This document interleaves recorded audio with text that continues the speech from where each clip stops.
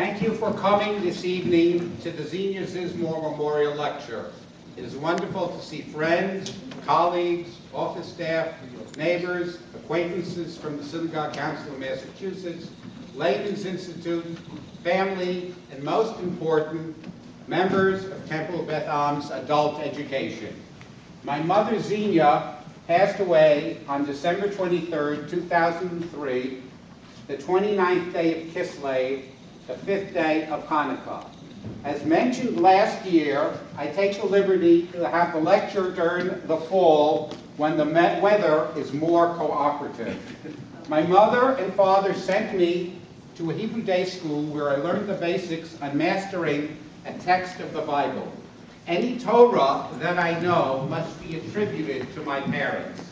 My mother was very persistent that I spent my junior year of college at the Hebrew University of Jerusalem.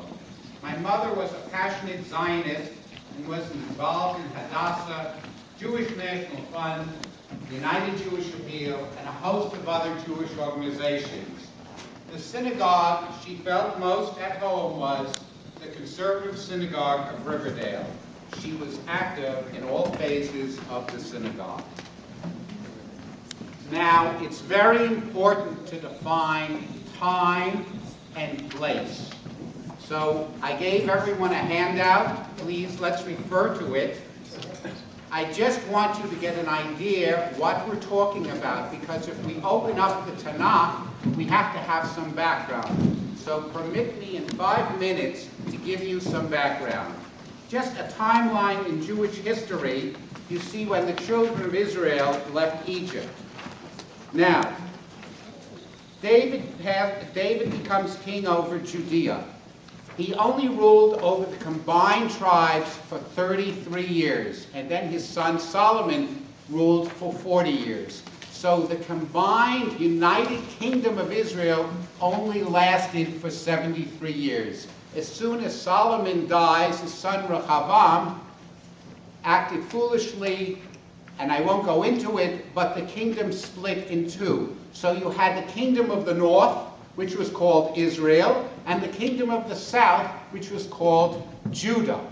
Now the difference was a few things, and you should understand that so you can understand the political dynamics that went on at that time.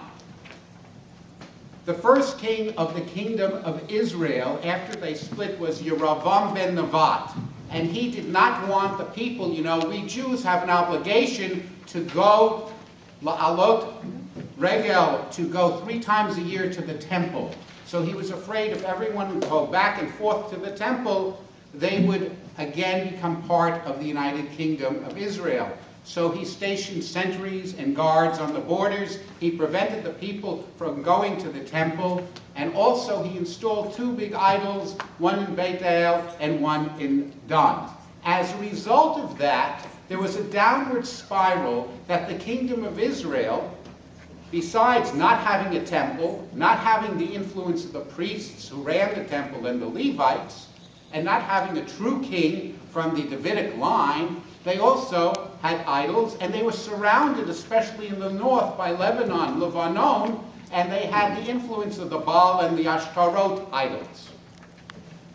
Go to the other side, and you have the kingdom of Judah, and unfortunately, even though you had the temple, and you had the sacrifices, and you had the priests and the Levites, you didn't have righteous kings all the time. So the next thing I want you to do is flip where it says the kings of Judah. And I just want to point out that King Hezekiah is the 13th after Solomon. And just to point out that if you look, Asa, number 3, was righteous. Yehoshaphat was righteous. Number 8, Yehoash was only righteous when his teacher was alive. And then Uzziyahu and Yotam were righteous. If you would plot it, it would be a sine curve. There were peaks and valleys. Sometimes you had righteous kings, but unfortunately more times you did not have righteous